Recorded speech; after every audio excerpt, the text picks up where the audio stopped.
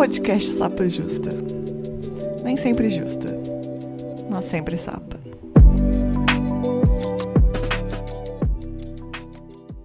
Boas-vindas ao Sapa Justa. Eu sou a Letícia, a host desse podcast, que não sou sempre justa, mas sou sempre sapa.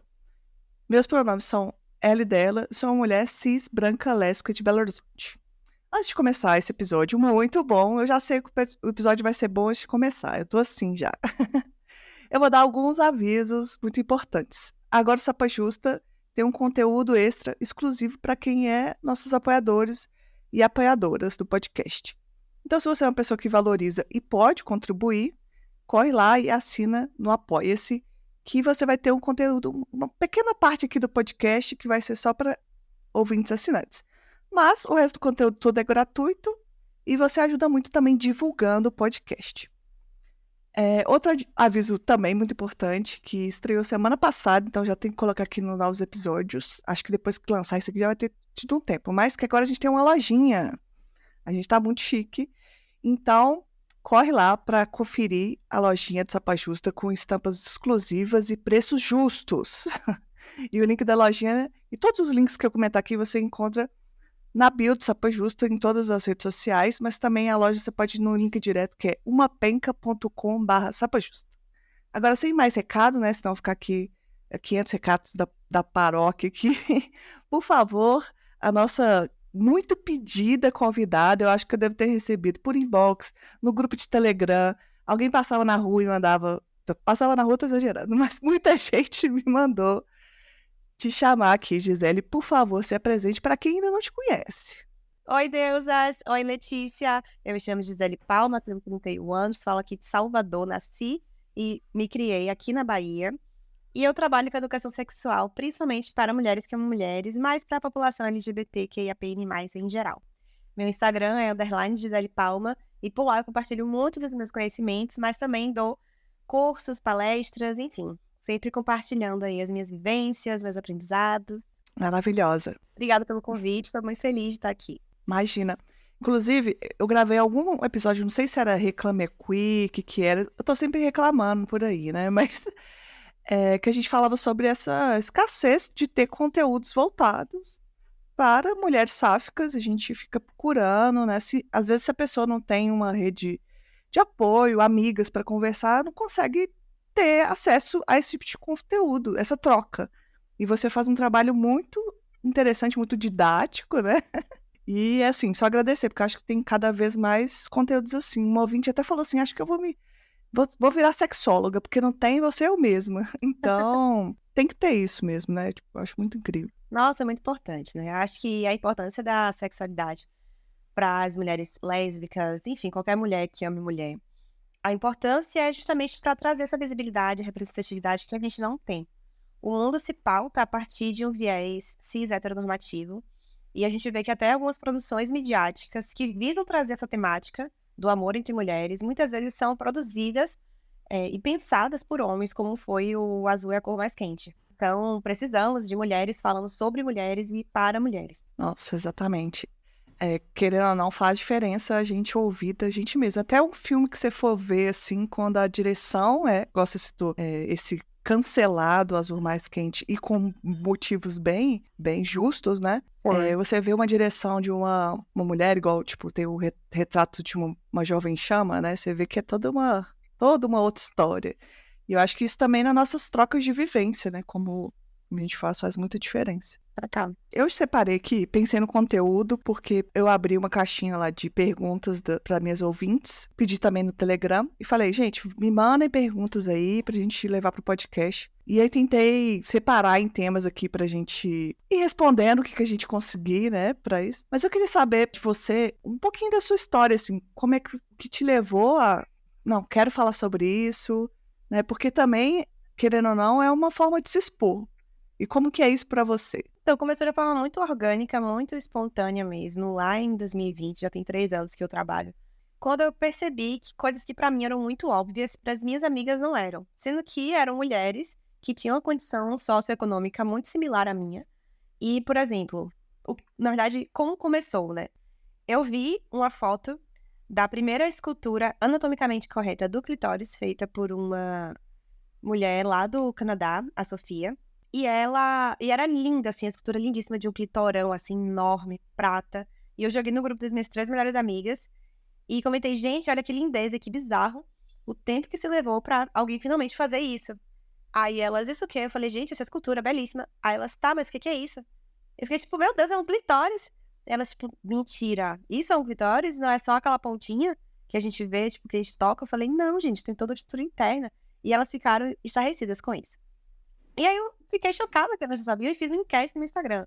Meu Instagram, na época, era muito, muito pequeno. Tinha 300 pessoas. Eu era super low profile. E aí, quando eu postei, fiz uma enquete, eu descobri que mais da metade das pessoas não sabia o que era aquela foto que eu postei. E a partir disso começou. No início eu sofri muitos questionamentos das pessoas mais próximas de mim, minhas amigas, meus familiares. Tipo, Gisele, você tá doida? Mas você tá falando de clitóris, mas você tá falando de sexo, você tá falando de orgasmo no seu Instagram. Que perversão, sabe? Que coisa de vulgaridade. E eu, por uma semana, assim, por alguns dias eu me senti muito culpada. Depois eu falei, quer saber? Dane-se. Porque isso não é errado. E eu sei, e pessoas aleatórias, assim, pessoas alheias, amigas de amigas, aquelas colegas de infância, pessoas muito distantes de mim começaram a interagir e gostar daquela coisa que eu postei. E aí eu comecei a falar disso. E hoje em dia é, assim, a minha maior fonte de alegria, de prazer e de realização, além do sexo, é o meu trabalho. Maravilhosa. Eu acho que, inclusive, se eu não me engano também, para não falar data errada aqui, eu acho que, deixa eu ver aqui, anatomia completa do clitóris, por ter uma data bem recente, né, pra gente pensar, acho que é do ano de 1998. É, exatamente. Tem 18 anos agora, né, praticamente. Se eu for pegar qualquer outra comparação de parte do corpo humano, é muito absurdo isso, né? Cara, é bizarro. Não é à toa que a gente é sem informação mesmo e desconhecimento total. É, né, o apagamento, a invisibilidade do nosso corpo é uma das estratégias de opressão da sociedade patriarcal e misógina e centrada no homem, né, na figura do homem e no que representa ser o homem, no caso, o pênis. Então a gente está como um complemento sexual do homem, o nosso corpo é visto como o oposto do homem, e isso é bem bizarro. Sim, sim. E do que se entende dentro das normativas cis, hétero, cis, né? É importante pontuar também. E você foi falando, eu também fui pensando numa outra coisa que tem a ver, que é a dificuldade da gente achar mulheres para falar sobre sexo. A gente quer ouvir da gente, né? Porque faz diferença, mas é difícil também. Quero chamar a gente para falar aqui no podcast, é difícil a gente conseguir achar mulheres lésbicas, bis, para falar aqui. Gravei um episódio, ficou muito bom com a Melinda e com a Josi, umas queridas, mas é difícil das mulheres até se sentirem à vontade para falar sobre isso. Tem uma carência para ouvir, mas também tem a carência da gente achar quem gostaria e se sentiria importante, se sentiria confortável de falar. Mas eu sempre penso nisso, eu acho que todas as mulheres heterossexuais, não importa, elas já são reprimidas nesse ponto. E aí agora a gente vê muitos programas legais, muitas mulheres heterossexuais falando sobre sexo, que é incrível, tem que falar mesmo. E a gente tem a carência ainda, porque para sáficas é muito menor. Então, assim, sempre valorizar muito quando tem alguém como você disposta a fazer e com muito cuidado, que eu acho que é mais importante também, porque às vezes as pessoas são muito descuidadas, vou usar essa palavra nisso. As mulheres lésbicas e bissexuais, enfim, são atravessadas duplamente, né? A gente sofre do machismo e sofre também a homofobia. Então, além de mulher, a gente tem a audácia, né, a coragem de não dedicar o nosso afeto, a nossa atenção e o nosso amor, o nosso tempo a homens. E isso é uma subversão de toda a lógica desse contexto que a gente vive, né? Então, a gente tem que se apoiar muito, sabe? A gente tem que pensar também até em termos de consumo. O nosso dinheiro sempre financia alguma coisa. Então, sempre se atentar para ler mulheres pretas, né? Consumir de mulheres LGBT. Enfim, tipo, pensar o que a gente tá... Quais são as vozes, quais são as ideias, os valores que a gente está ajudando a propagar por meio dos nossos hábitos de consumo e nossos hábitos de vida também. Nossa, perfeito, concordo demais. E até você vê, assim, se vai ver sapatão se apoiando, assim, sapabis em geral, é um outro nível de suporte, de engajamento. Esse podcast só existe porque as ouvintes aqui são muito. Tipo assim, você vira amiga delas. Teu grupo lá de Telegram, que assim, é uma terapia gratuita, inclusive, quem participa lá. Vira uma comunidade mesmo. Eu acho que, assim, E aí você vê, né? Se a gente vai falar de consumo ou das coisas de mercado mesmo, o povo perde muito, porque é um público muito engajado. Aí fica cancelando série, aí fica desvalorizando todas essas coisas, que tem um público que é super fiel, que é super... Tem todo um potencial ali. Não, porque não tem um homem centrado. É isso, a verdade é essa. Exatamente. Mas aqui, né? Vamos ao que interessa, que eu às vezes podcast é assim, sabe? Você bota a pauta certinha e começa a falar sobre outra coisa e se deixar vai. Eu mesma que tenho que me policiar. Eu separei algumas perguntas aqui e queria ver o que a gente consegue elaborar. Separei que eu chamo aqui de temas. Vamos lá. Eu vou para a primeira pergunta aqui que me mandaram. Eu não vou identificar, porque as pessoas me mandaram por caixinha de mensagem, não tive tempo de perguntar se queria que falasse o nome ou não. Então eu vou aqui só ler. Quem quiser se identificar, depois comenta lá no Instagram. Vou ler aqui a primeira, Gisele. Terminei um relacionamento heterossexual sério de 2 anos. Sou bi. Tenho tido um rolo com uma mulher, mas ainda não consegui fazer sexo oral nela. Fico ensaiando, mas algo me trava e eu não sei o que fazer, porque estamos apenas começando a nos conhecer de verdade e eu não sei como lidar com isso. E se eu vou conseguir? Achei interessante essa parte. Então, né? A gente aprende a ter nojo de vulva e vagina. Não à toa a gente é estimulada a usar perfume e sabonete íntimo de rosa, porque xereca fede. A gente é induzida a fazer depilação a laser, porque pepeca gostosa é pepeca lisinha. O Brasil é líder na cirurgia íntima, entre aspas, feminina, porque assim, né, conseguiram criar até um padrão de beleza para a buceta. Nossa. E aí, eu aposto que ela não ficou ensaiando ou travada para chupar um pau pela primeira vez. Ela devia até tá curiosa para viver isso. Mas da vulva, ela sente um certo medo ou até uma repulsa. Isso vem não só dessa repressão ao nosso corpo, como também de toda a estrutura social que normaliza única e exclusivamente o sexo entre homem e mulher cis. Então, se a gente cresce sem referências lésbicas ou bissexuais, como que a gente não vai se sentir desajustada e insegura ao estarmos com outra mulher?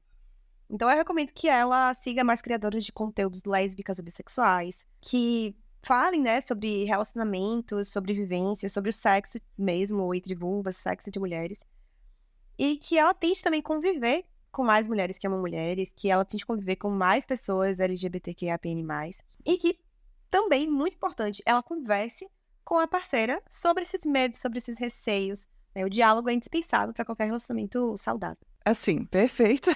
Perfeita resposta. Fico até pensando, talvez seja a minha positividade sobre esse assunto específico, que o fato dela ter mandado essa mensagem já é uma coisa importante, porque ela está sabendo que tem alguma coisa ali.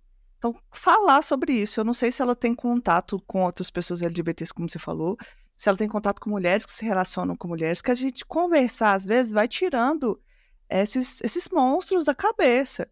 Porque, de alguma forma, parece que é uma coisa que ela tem vontade, e aí os receios provavelmente tem muito a ver com tudo que você pontuou aqui. Também deve ter a ver com o medo dela achar que tem que fazer certo ou errado. E assim, vai na fé, vai na experiência. Pensa assim, se tiver uma experiência, a primeira, depois já teve a primeira experiência, passou, aí depois melhora. Com certeza, né? A prática leva à perfeição. Mas, assim, eu acho que sexo é muito intuitivo, é muito sobre a gente se permitir viver e fluir conforme o momento e deixar o seu corpo te guiar também. E as reações do corpo dela também serem uma resposta, um feedback que você fique atenta e prestando atenção. Mas além dessa consciência de estar presente e entregue no momento do sexo, que é hiper importante, eu também defendo muito a importância de aprender sobre sexo, de estudar sobre sexo. Porque, cara, a gente estuda sobre tanta coisa. A gente estuda sobre educação financeira, a gente estuda sobre astrologia, sabe? A gente estuda sobre tantas pautas que são importantes e práticas para a nossa vida, para a nossa socialização. Mas a gente acha um absurdo estudar sobre sexo. Eu não preciso, sabe? Eu vou chegar lá e vou saber fazer e ponto.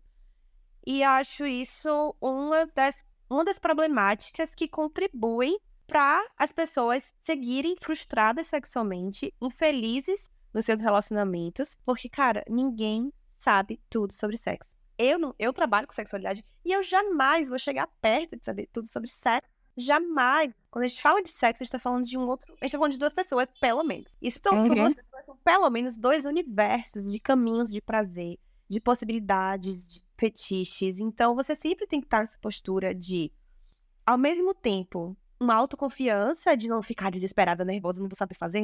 Não. Ter a sua autoconfiança, tipo assim, não. Eu tenho conhecimentos, eu tenho minhas vivências e tal. Não vou ficar nervosa. Mas, ao mesmo tempo, calçar o chinelinho da humildade, sabe? Não ter autoestima de homem hétero, ali, aberta, pra descobrir o que é que essa pessoa tem pra te ensinar, o que é que você pode aprimorar com ela. Eu fiz um podcast recente com a Marcela McGowan, que é ginecologista, que trabalha com sexualidade, maravilhosa. E ela falou, por exemplo, você pode ser expert em sexo oral. Nossa senhora, fazer o melhor sexo oral da sua vida, sempre. Todas as pessoas com quem você transou, você levou a orgasmos múltiplos com a sua boca. E você chega pra transar com a pessoa que não gosta de ser chupada. E aí, o que você faz com todo esse seu arcabouço teórico e prático? Nada, né? Então esteja aberta ali pra viver o que for possível. Mas também, e aí só pra concluir, olha, eu falo demais, tá? Eu falo a matraca. Vai. Mas só para concluir esse pensamento, sobre essa questão desse preconceito com estudar o sexo.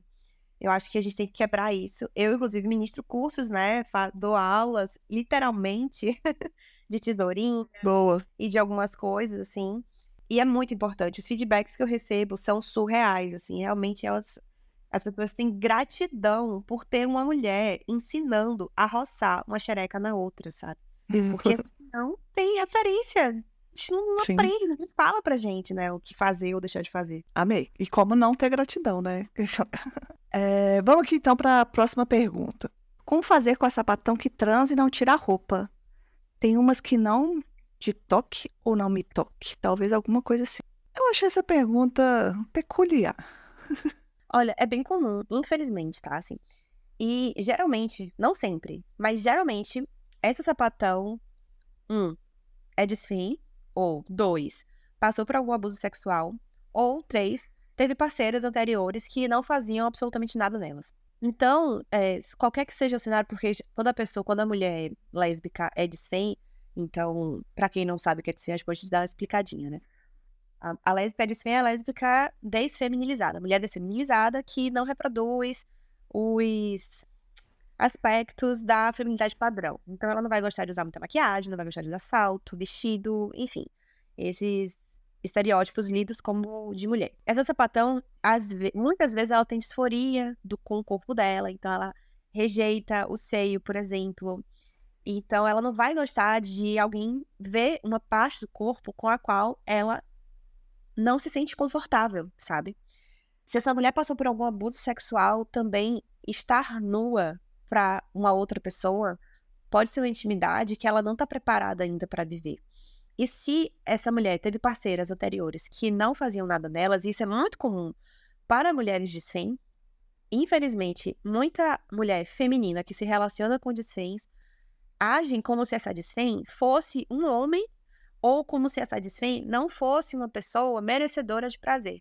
E aí se colocam nessa posição de estrela do mar, sabe? De ficar ali deitado na cama, tal qual uma estátua, sem fazer nada na outra pessoa. E aí essa desfém vai aprendendo com as primeiras experiências dela, dessa maneira horrível e violenta, que ela não tem que pedir, ou ela não tem que receber sexo oral, que ela não pode cogitar ser penetrada, ou enfim, né? Ela tem que estar ali em função do prazer da outra mulher.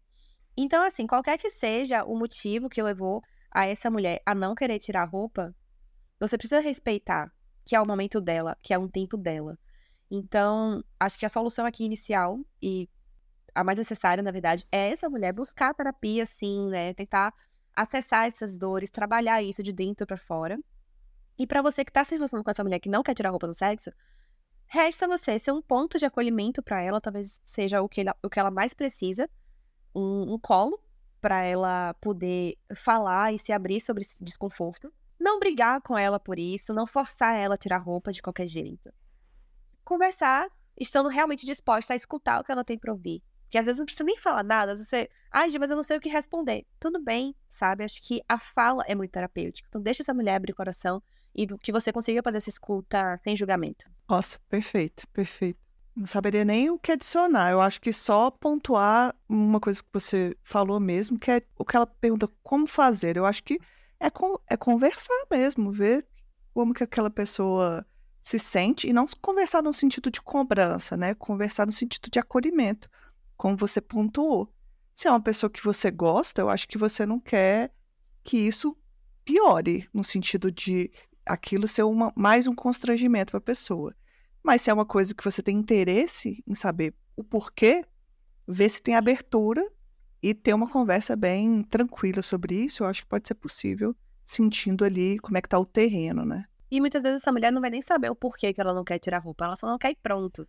Então talvez também nem ficar, você que nem é psicóloga dela e nem deveria ser, já que você não tentar chegar a esse motivo. E sim, ao tentar fazer ela compreender que você tem desejo nela, que você a ama, que você a quer, que você morre de... Cara, fala. Tem coisa mais gostosa do que você ou você ouvir sua mulher falando, nossa, eu tô com um desejo de chupar a sua buceta. Ai, eu tô com vontade de roçar minha buceta na sua, de sentir seu peito esfregando na minha cara. Pelo amor de Deus, sabe? Isso pode ajudar essa mulher que não quer tirar a roupa a querer tirar. Porque ela vai começar a ficar com fome no cu, sabe, assim. Então, acho que é importante você também falar pra ela, olha, eu respeito o seu tempo, tô aqui pra conversar contigo, pra te ouvir, não, sem pressa e sem pressão. Mas quando você quiser, eu quero tanto. Perfeito. Nossa, muito bom, muito bom. Que eu achei perfeita a resposta. Todas muito boas, mas achei que, sim, essencial. Acho que muita gente precisa ouvir isso aqui que foi colocado. Ainda no tema de primeiros contatos, tem uma que me mandaram aqui que eu achei muito boa pra gente falar também.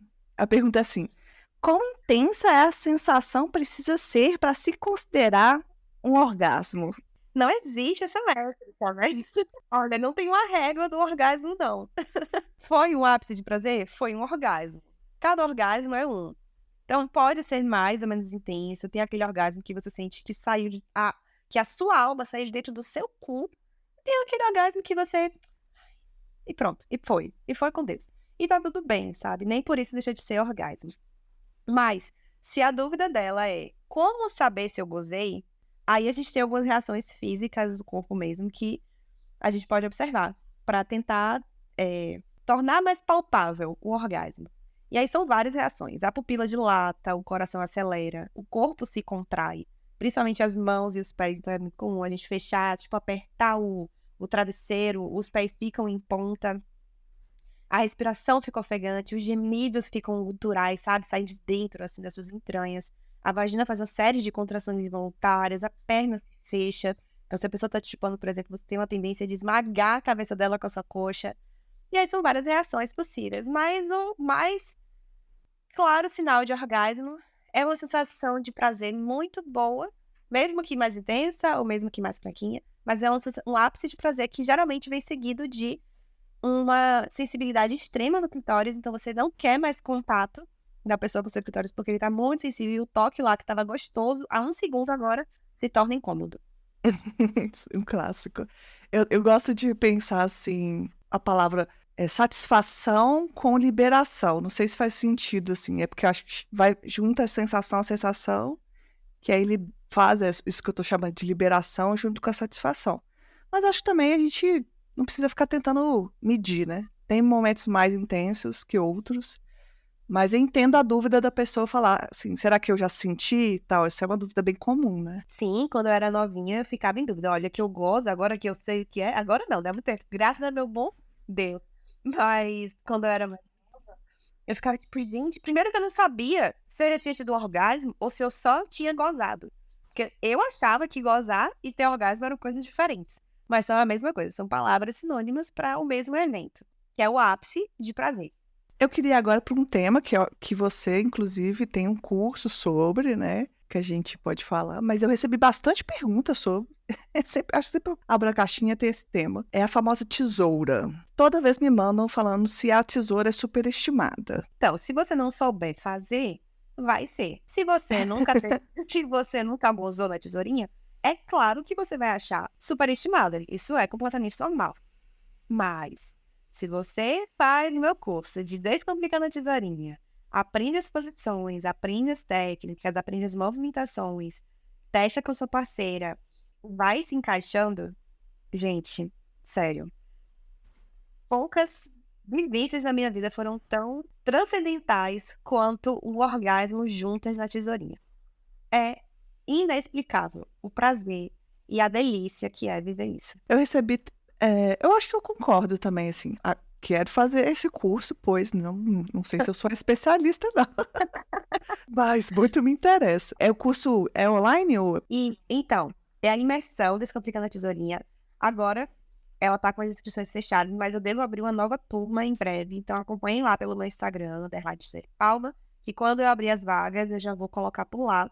E eu recomendo fortemente que as senhoras e os senhores interessados e interessadas garantam no início, porque aí a galera começa a se inscrever, começa a acabar as vagas, aumenta o lote, vocês vão reclamar no meu direct, eu não vou fazer nada. Então, Eu já vou lá mandar que não tem vaga, já vou reclamar. aguardem as próximas turmas. Não sei se você ensina nesse curso ou se você pode aqui dar um pequeno spoiler pra gente, porque eu recebi umas perguntas que eu achei bem interessante, que talvez a gente pode até juntar as duas aqui. Que uma é sobre a diferença de altura. A diferença de altura é grande, sinto dificuldade com a minha namorada na hora da tesourinha. Bota a menorzinha por cima que a chance de encaixar é muito mais fácil. Essa resposta é simples e boa. E também tesourinha entre gordas. Como fazer? Acho impossível. Olha, a flexibilidade é essencial para tesourar gostoso. E quando você é uma gostosa coxuda, você não está impedida de fazer tesourinha, pelo contrário. Mas aí a flexibilidade se torna algo ainda mais necessário, porque você precisa ampliar o ângulo de abertura das pernas, para o encaixe conseguir acontecer. É uma questão de física, né? Porque se você tem aqui um vale com duas montanhas ao redor, as montanhas que são as pernas, né? Precisam se abrir para você conseguir acessar esse valezinho que é a sua buceta. Então, é uma questão lógica e básica de flexibilidade. No meu treinamento, na minha imersão, eu boto lá algumas possibilidades de alongamento para vocês melhorarem essa abertura de quadril, a flexibilidade das pernas também, porque é realmente completamente necessário, fundamental para conseguir fazer o encaixe. Sem flexibilidade, muitas vezes não vai. Mas tem uma posição que faz então, tá? Uma delas é a tesoura viciada. Tesoura viciada. Eu amo os nomes. Ela é incrível. Ela precisa de um sofá e 2 corpos. Pronto. E a chance de encaixar pra quem é gorda é ótima. Ai, amei. E vai sair daqui, todo mundo vai lá no seu Instagram. Cadê esse curso agora? Abre vaga. Vamos fazer o curso, fazer pilates, pelo que eu entendi, né? Pra dar uma flexibilidade. Fazer um lugar na academia. Um treinamento completo. Tem uma pergunta que eu acho também que você já respondeu desde o começo, que a pessoa pergunta se é possível ter orgasmo com tesoura, mesmo sem ter intenção de ter orgasmo. Ela acha agradável, mas ela acha um prazer leve. Já deu spoiler que sim, né? Ai, sim não. Um simzão. Um sim enorme. Um sim delicioso. Ó, gatilhos, tá? Tô tendo lembranças aqui terríveis. Mas, ó, se tá sendo só um carinho, algo de boa e gostosinho, mas que não te despertaria um orgasmo, você tem que trabalhar em 2 frentes. Na parte física e na parte mental. Na parte física, minha senhora, roça essa xereca mais forte e mais rápido.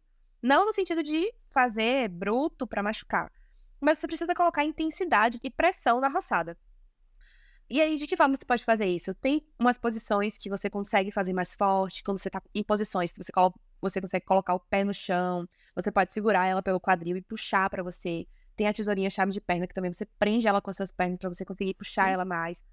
Enfim, então é trabalhar pra fazer essa roçada ser mais forte e também estimular mais esse clitóris antes da tesoura. Isso é uma dica também boa pra quem tem o clitóris muito pequenininho, sabe? Aquela glande que é uma pontinha de unha. E aí não consegue, acha que não tem como fazer tesourinha ou que não tem como gozar na tesourinha porque o clitóris é muito pequeno. Clitóris pequeno, clitóris grande, ele vai ter as mesmas 10.000 terminações nervosas, então você tem o mesmo potencial orgástico de quem é mais greludona. Fica tranquila. Mas aí o que você tem que fazer? Estimular mais esse clitóris, se excitar mais, porque o clitóris, assim como o pênis, ele é feito também de um tecido esponjoso. Então, é um tecido que, quando você se excita, vai sangue para essa região, e aí o clitóris vai ficando entumecido, vai ficando inchado, vai ficando sensível, vai ficando vermelho, a vulva fica molhada. E aí, você, com essa sensibilidade extra, quando você faz um toque ali, é mais gostoso. Ou seja, qual é o meu conselho? Muito beijo. Primeiro, antes de tudo, né? Muito preliminar. Então, faz um jantarzinho, bota musiquinha, toca um violão, abertas profundas, enfim. Massagem. E aí depois, muito beijo, pegação, mão naquilo, mão na bunda, sabe? Mão no peito, tapinha, se você gosta. E aí, sexo oral, comer com a mão, comer com cinta, faz o que você quiser. Tudo que você puder fazer pra se excitar, coloca plug lá no seu cu, enfim, faz de tudo. E se você estiver no auge do seu tesão, tipo, explodindo sobre as paredes, aí você vai fazer a tesourinha. Porque seu clitóris, sua buceta vai estar em chamas, implorando uma roçada. E essa foi a parte física, tá? Mas a parte mental é que a gente tem que fazer, né? Qual é a questão? O mesmo estímulo físico que um dia te fez gozar multiplamente, no outro pode ser insignificante, ou com uma outra pessoa pode até ser incômodo. Ou seja, não é só sobre a parte física, não é só sobre a posição, não é só sobre deixar esse clitóris em ereção, também tem a parte mental. Então, você precisa trabalhar a sua imaginação também. Ou seja, você tá ali se tocando sozinha, se masturbando, em vez de você se masturbar sem pensar em nada, ou pensando, sei lá, em dar pra cinta de 4, cara, pensa na tesoura, sabe? Pensa nas bucetas roçando. Ai, Gi, mas eu nunca fiz tesourinha, como é que eu vou imaginar? Não precisa. Você precisa mesmo viver pra saber que uma coisa é gostosa. Não, sério, tem coisa... Mas tem coisa? Imaginar uma buceta molhada, quentinha, esfregando na outra buceta. Ai, gente, pelo amor de Deus. Isso é tão fácil de imaginar, sabe? Então, tá se tocando, fica imaginando a tesourinha. Vocês estão lá transando, ela tá te chupando. Vai imaginando que a boca dela é a buceta. Eu fazia muito isso. Inclusive, foi a primeira vez que eu tive orgasmo com tesourinha. Foi justamente isso. A pessoa tava me chupando.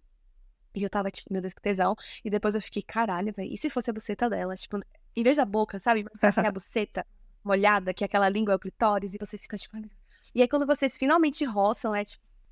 Parece que você pulou, assim, de um precipício de prazer. Eu não sei explicar, é incrível. Uma aula aqui, gente. Um aulão antes de vocês irem lá comprar esse curso, que a gente vai entrar na fila de espera lá. Sim. A gente aprende que, no final das contas, buceta seca é igual tesoura cega, né? Então não corta. Menina, olha, é uma das piores tentativas. Às vezes você não tá gostando da tesoura por isso, porque não tá lubrificando. E aí tem muita gente, muita mulher que tem preconceito com lubrificante. Gente, eu uso lubrificante em 100% dos meus sexos. Todo sexo meu, eu uso lubrificante. E não tem vergonha nenhuma nisso, sabe? É uma alternativa que a gente tem que simplesmente torna o sexo mais gostoso. Então, mesmo que você lubrifique, às vezes ao longo do sexo, você dá uma secada, por qualquer motivo que seja, às vezes físico, ou às vezes psicológico, às vezes simplesmente tem um ventilador virado pra sua xereca. Sim. E seca. Ou então você bebeu muito, ou fumou, isso também dá uma ressecadinha. Enfim, parou pra fazer xixi, se enxugou. Quando voltou, cadê a lubrificação? Foi embora com o papel higiênico. Então, assim, sempre um lubrificantezinho, de preferência vegano, à base de água do lado da cama.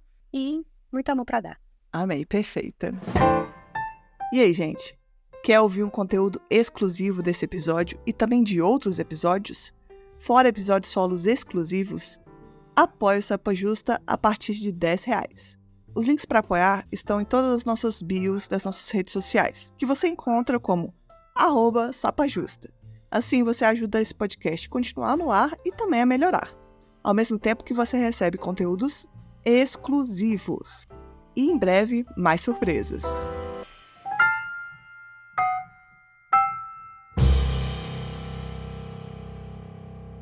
Vamos voltar aqui, né, para os nossos ouvintes gerais, para o quadro, que a gente já está, infelizmente, terminando, mas ainda eu acho que cabe 2 perguntinhas aqui. Aí, essa aqui, o tema eu separei mãos e sincronidades. Esses são os títulos que eu dei aqui. Também. A pergunta que me mandaram. Minha esposa quer menos sexo que eu. É normal? Eu não sei como abordar sem parecer que estou pressionando. Além de normal, é muito comum, né? As pessoas terem incompatibilidade de libido, né? Seria assim? Na verdade, não de libido, mas de desejo, de frequência sexual mesmo, assim. Porque tem pessoas que com um sexo na semana, nossa, ela tá mais do que realizada. E tem outras que precisam de 3 sexos no dia pra se sentirem vivas. E aí, geralmente, uma namora com a outra. É o equilíbrio. Entendeu? Então, eu acho que, primeiro de tudo, diálogo, conversa. Fala, olha, amor, acho que eu tenho muito desejo em você, eu adoro a forma como a gente se entrega e se envolve no sexo. Eu gosto disso, disso, disso. Eu acho que isso, isso e isso. Conversa, não vou aqui dizer o que você tem que falar, né? Acho que você tem que ser sincera, abrir seu coração e falar. Você tá satisfeita com a frequência que a gente transa, por exemplo? Ah, tô. Aí você pode falar, bom, eu também tô, eu gosto muito da intensidade, tudo de tudo, mas eu sinto que às vezes eu gostaria de fazer sexo, sei lá, um dia a mais do que a gente já tá fazendo, sabe? Começa de forma sutil, a gente tem que ter delicadeza pra falar sobre sexo, para não ser algo impositivo ou algo que se torne uma obrigação para outra pessoa. Se a pessoa se sentir pressionada, se a pessoa se sentir julgada ou humilhada, envergonhada, você vai ter o efeito oposto do que você tá querendo, que é transar mais. Aham. Então tenha muito tempinho pra falar. Mas é isso, não deixe de falar.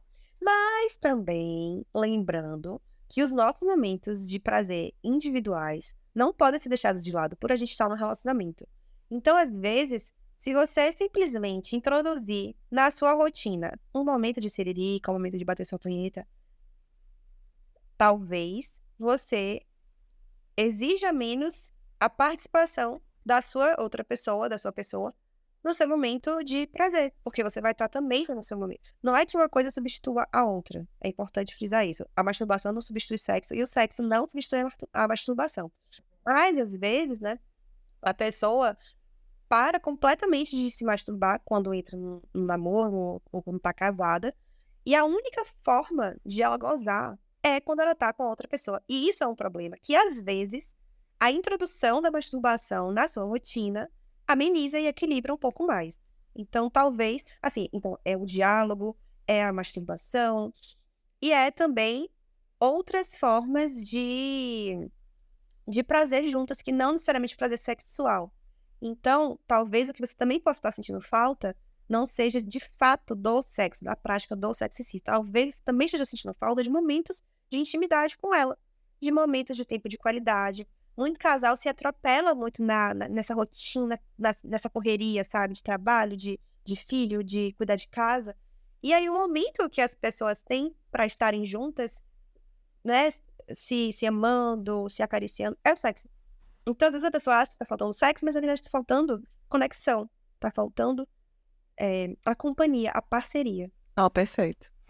Uma coisa que você falou que eu acho interessante é que já ouvi muitas vezes as pessoas ainda considerar quando a pessoa tá namorando, ela se masturbar como se fosse uma espécie de traição, alguma coisa assim. E assim, eu discordo completamente. Eu acho que a gente tem que entender que o sexo tá sempre ali, né? Uma conexão com outra pessoa. E a masturbação é uma conexão com você. As duas coisas têm que coexistir, né?